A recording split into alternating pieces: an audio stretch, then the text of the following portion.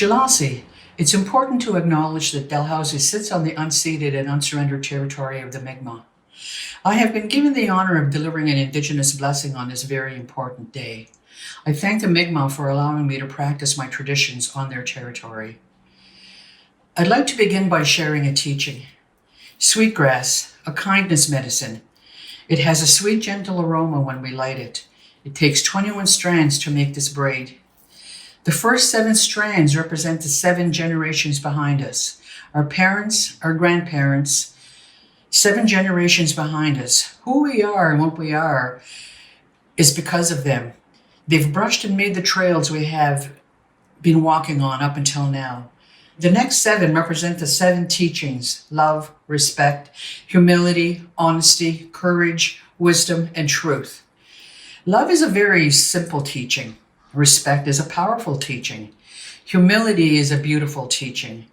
When we truly understand the teaching of humility, that I am not better than anyone else, that you are not better than me, that at the end of the day we are simply human beings, that is what makes this teaching powerful and beautiful. The only thing wrong with this teaching is that we don't walk them every day. Love is only a 4-letter word. It's when we walk that love, when we show it, when we live it. That's what makes these teachings powerful and beautiful. One other thing we are reminded of is how can we love someone else if we don't love ourselves first? How can we show respect to another if we don't respect ourselves first? The teachings need to first start from within oneself. The last 7 strands, those 7 generations in front of us, our children, our grandchildren, those children yet to be born. Why are they important?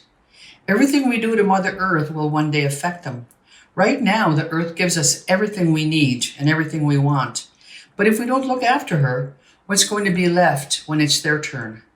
Ask yourself, the circle that's around me, is that the circle that I want to pass on to them?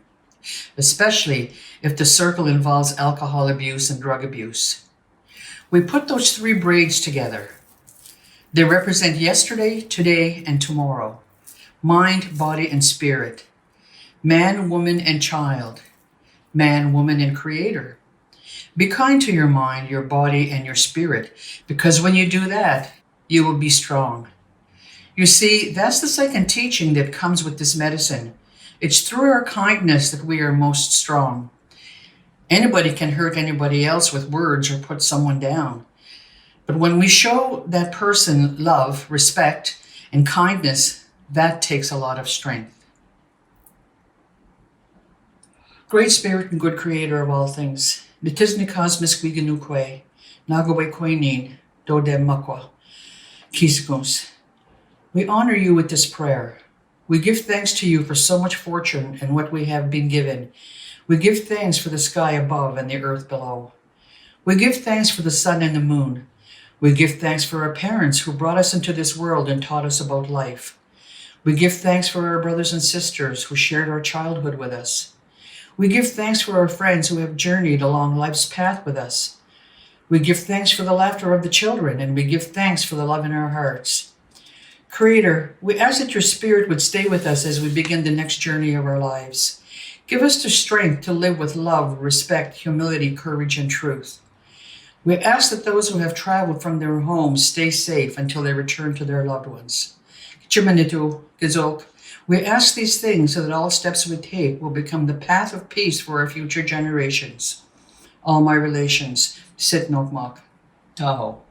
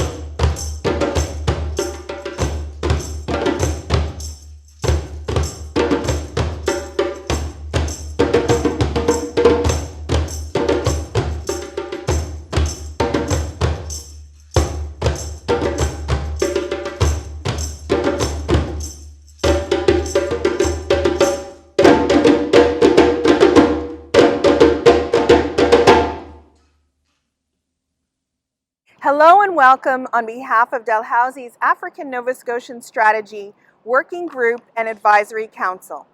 I'm Professor Michelle Williams and I chair the African Nova Scotian Strategy and serve as a faculty member at Dalhousie's Schulich School of Law. I want to start by recognizing and honoring African Nova Scotians who have been in this part of Mi'kma'ki, known as Nova Scotia, for over 400 years. Coming from over 52 land-based communities across the province. We stand on the shoulders of African Nova Scotians who fought against enslavement, segregation, and anti-Black racism, as we built innovative and resilient communities, becoming a distinct people. You come from this greatness and are the legacy of that hard work.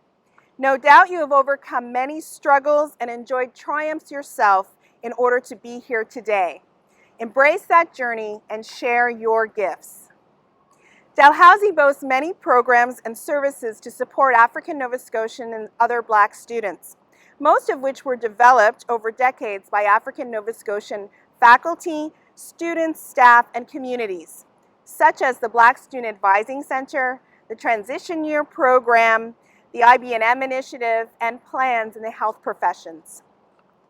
We support one another, and we are here to support you. So a few words of encouragement. Be yourself. It's trite to say, but there is only one you in this world. Do you. Stay connected to what grounds you, your touchstones, whether they be family, friends, nature, faith. Find new connections by reaching out. You do not have to feel alone. African Nova Scotians and other Black students have access to many resources at Dalhousie to help you thrive in this predominantly white institution. We want to know you and to support you. Reaching out is part of stepping into this new world that is for you. Finally, remember, you are just right, just the way you are, and have everything you need inside to succeed. And Dalhousie is privileged to have you as a student. Be well and make the most of this journey. We are so glad that you are here. Hi there, my name is Brenda Merritt. I am the Dean of the Faculty of Health at Dalhousie University, and I'm here to welcome you to campus or welcome you back to campus.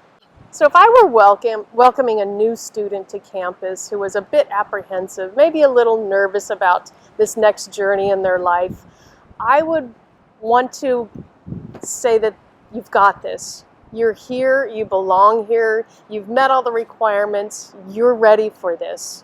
What I'd also like to say is that you've got lots of support. Our faculty, staff, and your peers are here to support you on this journey. So don't be afraid to reach out, to connect for support, and or just to connect for social reasons. But what I'd like to say is welcome, and you've got this. The Faculty of Health, what we stand for is an equitable, inclusive, diverse community. We also stand for evaluating and promoting health from many different aspects, whether it's emotional, mental, physical, neurologic, environmental. We want to evaluate and promote health from all of those aspects. It's not just one thing. It's that complex interaction of factors that influence health. And so we look at it from across that scope.